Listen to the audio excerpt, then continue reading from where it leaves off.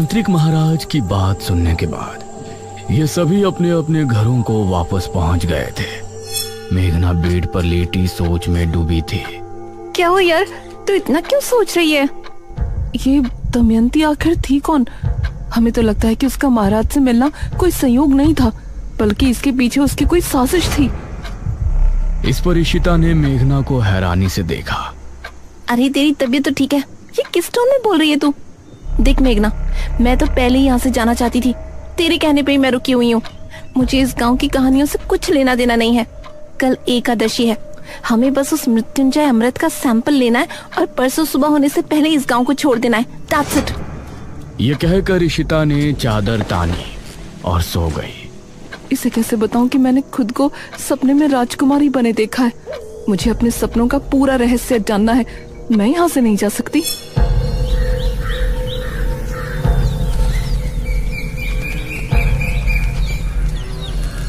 अगले दिन इशिता और मेघना आपस में बातें कर रही थी।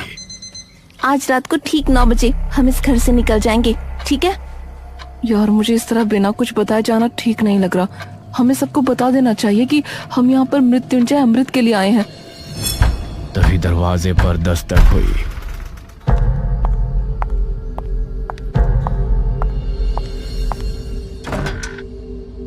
अरे अनुज, तुम? हाँ मैं। क्या बातें चल रही हैं? तुम लोग आज रात मृत्युंजय अमृत को लाने की बात तो नहीं कर रहे ना? नहीं नहीं, ऐसा कुछ नहीं है। गांव में इतनी प्रॉब्लम चल रही है, ऐसे में हम कैसे मृत्युंजय अमृत के बारे में सोच सकते हैं? हाँ वही कह रहा हूँ। आज रात तांत्रिक महाराज अनुष्ठान शुरू करेंगे, सभी को घरों में ही रहना है। तुम बेफिक्र रहो, हम कहीं नहीं जाने वाले।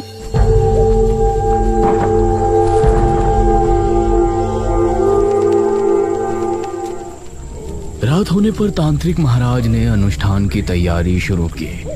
उनके साथ किले में मुखिया और गांव के 2 आदमी मौजूद थे। वहीं अनुज और उसकी माँ हवेली पर अपने कमरे में बैठे थे।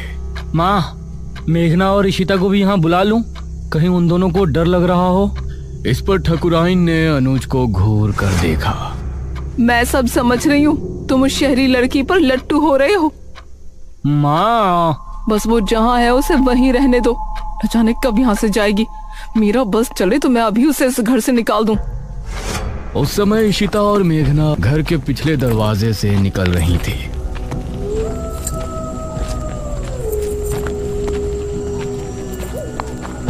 मुझे अब भी कुछ ठीक नहीं लग रहा। ये लोग क्या सोचेंगे? हम दोनों बस यहाँ मृत्युंजय अमृत चुराने के लिए आए थे। मेघना, क्या हो गया यार तुझे? हमारी जॉब, हमारा फ्यूचर खतरे में है। हम इस राजा रानी वाली कहानी में उलझने नहीं आए थे। ये इन गांव वालों की प्रॉब्लम है, हमारी नहीं। तो चल ना जल्दी। ये दोनों घर से निकलकर गली की तरफ आ गई थी। गांव में सभी लोग अपने अपने घरों में बैठे थे। सभी तांत्रिक महाराज के अनुष्ठान के सफल होने की प्रार्थना कर रहे थे। पूरा सामने जंगल का रास्ता। उस समय गांव का एक आदमी राजू सिगरेट पीता हुआ जंगल की तरफ से आ रहा था। अरे यार, आज तो ओस बहुत ही ज्यादा है, सिगरेट भी नहीं सुलग रही। कुछ ही दूरी पर उसको इशिता और मेघना सामने से आती नजर आ रही थी।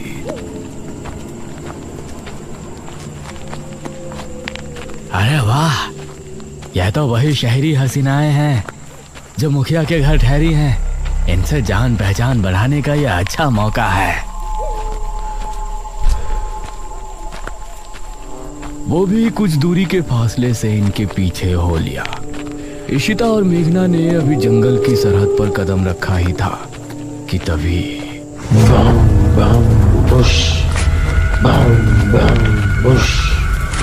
इसे सुनकर ये दोनों चौंक पड़ी। अरे ये तो वही आवाजें हैं, निशिर मोलो।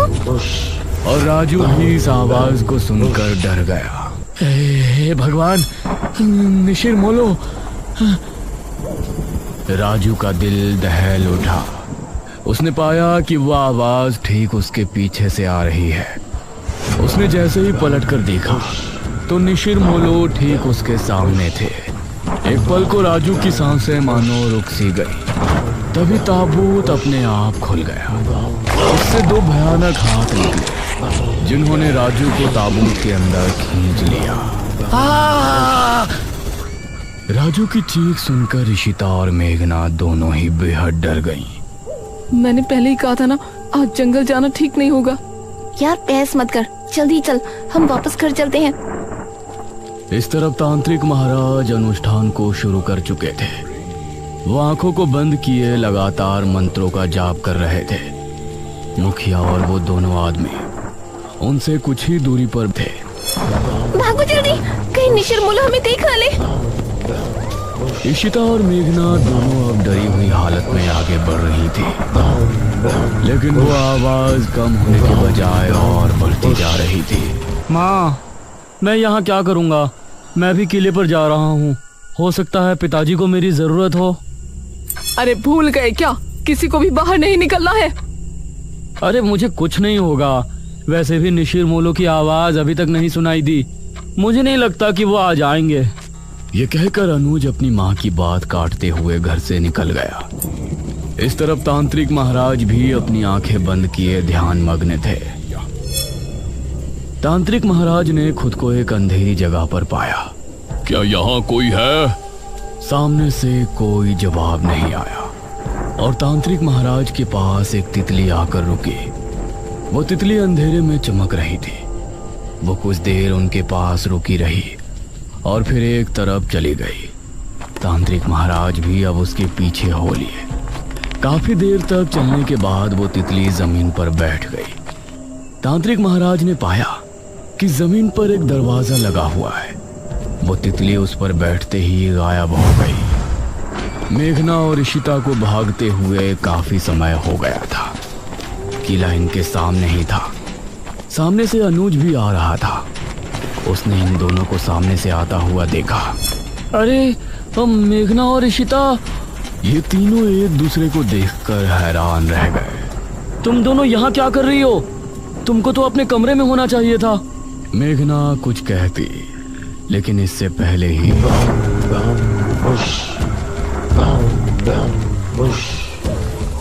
ये क्या, निशिर मोलो आ गए? निशिर मोलो की आवाज सुनते ही ये तीनों बुरी तरह डर गए और अब किले के अंदर भी उनकी आवाज पहुंच रही थी। डरो नहीं, तांत्रिक महाराज ने पहले ही कहा था कि निशिर मोलो यहाँ जरूर आएंगे, लेकिन हमें डरने की जरूरत नहीं है। जब तक हम अपने घरों में हैं, वो हमें कोई नुकसान नहीं पहुंचा सकते। चलो हम भी किले के अंदर चलते हैं। और ये तीनों किले के अंदर पहुंचे। अरे तुम तीनों यहाँ क्या कर रहे हो?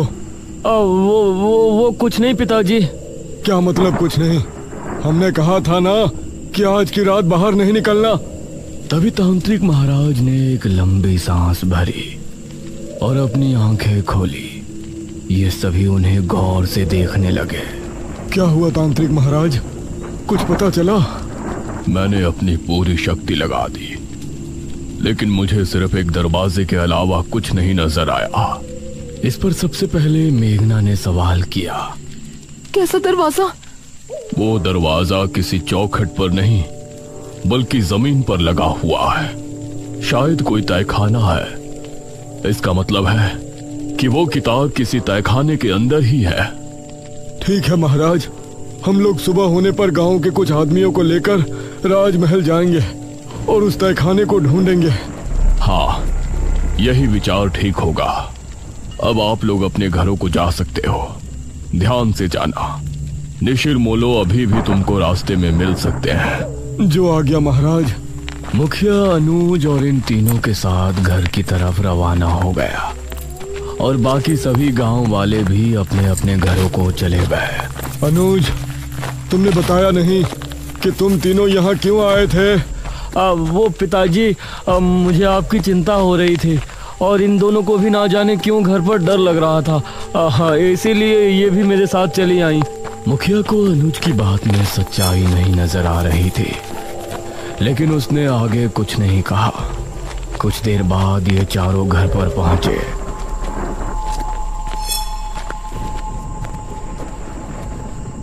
अब तुम लोग जाकर अपने अपने कमरों में चुपचाप सो जाओ।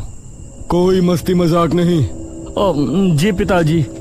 ये कहकर मुखिया अपने कमरे में चला गया। फिर मेघना ने अनुज की तरफ देखा। थैंक यू अनुज, तुम तुमने हमारे लिए अपने पिताजी से फिर झूठ बोला। अरे कोई बात नहीं मेघना, तुम्हारे लिए तो मैं 1000 झूठ भी बोल सकता हूँ। ये कहकर अनुज मुस्कुराते हुए अपने कमरे में चला गया। फिर इशिता और मेघना भी अपने कमरे में पहुंची। उस रात मेघना के मन में कई सवाल चल रहे थे। करीब 4 बजे जब वो सो रही थी तो उसने अपने आप को राजमहल में खड़ा हुआ पाया। अपने उसी राजकुमारी वाले अवतार में वो एक गलियारे से होती हुई आगे बढ़ रही थी। सामने ही एक बड़ा सा दरवाजा नजर आ रहा था। वो उस दरवाजे से होती हुई अंदर पहुंची। सामने एक अलमारी थी। उसने उस अलमारी को खोला तो उसके अंदर एक बक्सा रखा था। उस बक्से को खोलने पर उसे एक अंदर बड़ी सी चाबी रखी हुई नजर आई। मेघना सपने में बिल्कुल सही सलामत थी, लेकिन बाहर उसका पूरा शरीर पसीने से सराबोर हो गया था। तभी इशिता ने करवट ली तो उसने एक पल को आंखें खोलकर मेघना को देखा। मेघना, क्या हुआ तुझे? उठ। उसने मेघना को झंझोड़ा तो मेघना की नींद टूटी। क्या हुआ तुझे मेघना? देख तुझे कितना पसीना आ रहा है। मेघना नींद से जागी और लंबी लंबी सांसें लेने लगी। अरे कुछ तो बोल, कोई बुरा सपना देखा क्या? मेघना ने इशिता के जवाब में हल्का सा हाँ में सर हिलाया। इशिता ने उसे पीने के लिए पानी दिया और फिर उससे लिपट कर लेट गई। सुबह होने पर तांत्रिक महाराज कुछ गांव के लोगों को लेकर राजमहल पहुंचे। कोई भी कमरा, कोई भी गलियारा छूटना नहीं चाहिए। जी महाराज। गांव के सभी लोग अब अलग अलग गलियारों में चले गए। एक आदमी जिसका नाम मनीष था, वह एक कक्ष के सामने खड़ा था। उसने जैसे ही दरवाजा खोला तो कई चमगादड़ तेज शोर करते हुए वहां से निकल गए। उसने खुद को संभाला और कमरे के अंदर दाखिल हुआ। हे भगवान, कितना बड़ा कमरा है। तभी उसे भारी कदमों की आहट सुनाई देने लगी। उसने सामने देखा कि वही लबादे वाला आदमी उसके सामने खड़ा है। मनीष उसको देखकर दरवाजे की तरफ भागा, लेकिन दरवाजा अपने आप ही बंद हो गया। तभी वो लबादे वाला आदमी तेजी से उसके करीब पहुंचा और उसने कसकर मनीष का गला पकड़ लिया। मनीष की चीख महल की दीवारों में ही सिमट कर रह गई। गांव के लोगों ने राजमहल की अच्छे से तलाशी ली, लेकिन राजमहल इतना बड़ा था कि अपना पूरा दिन लगाने के बाद भी वो आधे राजमहल की छानबीन भी नहीं कर पाए थे। तांत्रिक महाराज, अब तो रात होने वाली है। अभी तक उस तहखाने का कुछ पता नहीं चला। उसको ढूंढना इतना भी आसान नहीं है जितना हमने सोचा है। मुखिया जी, हम रात में यहाँ नहीं रुक सकते। अवश्य, हम सभी यहाँ से निकलते हैं। सुबह होने पर फिर से आएंगे। ये सभी राजमहल से निकल ही रहे थे, तभी सामने से इनको मेघना आती हुई नजर आई। अरे बेटी मेघना, तुम यहाँ? जी अंकल। तुम यहाँ क्यों आई हो पुत्री? मुझे लगता है कि मैं उस तहखाने तक आपको लेकर जा सकती हूँ। ये कैसे हो सकता है? इस पर तांत्रिक महाराज ने मुखिया को हाथ के इशारे से चुप कर दिया। तुमको ऐसा लगता है तो ठीक है, बताओ कहाँ है वो तहखाना? अब मेघना आगे आगे चल रही थी और सभी उसके पीछे थे। वो एक गलियारे से होती हुई आगे बढ़ रही थी। सामने ही एक बड़ा सा दरवाजा नजर आ रहा था।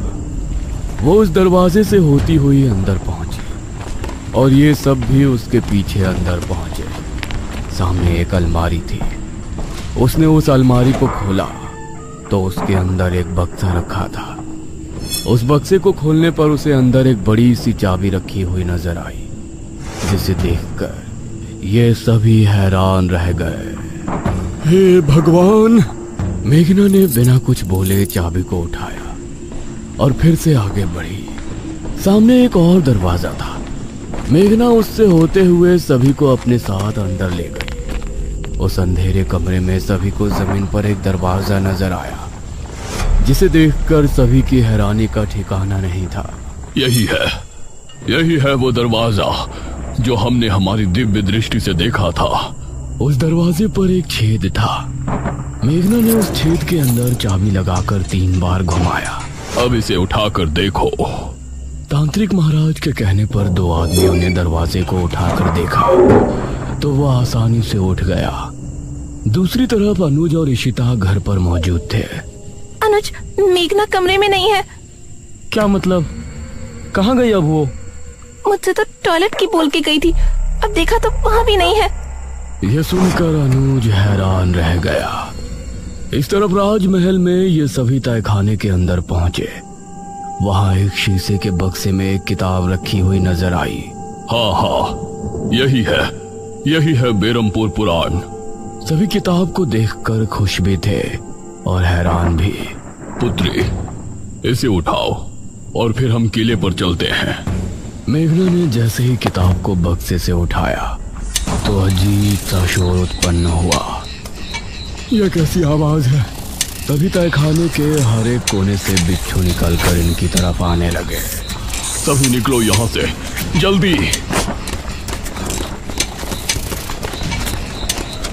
अब ये सभी तेजी से ऊपर की तरफ भागे, लेकिन एक आदमी को बिच्छुओं ने सीढ़ियों पर ही अपने चपेट में ले लिया।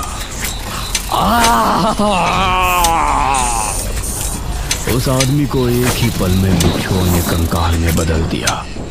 बाकी सभी लोग डरी हुई हालत में महल के मुख्य द्वार की तरफ भागे।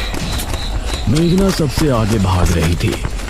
दरवाजे से होते हुए ये महल से बाहर निकलने में कामयाब हो गए, लेकिन ठीक दरवाजे पर जो आदमी सबसे पीछे था उसको भी बिच्छुओं ने अपने चपेट में ले लिया और उस आदमी की चीख पूरे राजमहल में गूंज गई। इन लोगों ने अब अपने कदमों को रोका नहीं और किले में पहुंचकर अपनी सांस तोड़ी। तांत्रिक महाराज ने मेघना को गौर से देखा। पुत्री, इस किताब के बारे में तुमको कैसे पता चली? उस समय अनुज और इशिता भी वहां पहुंचे।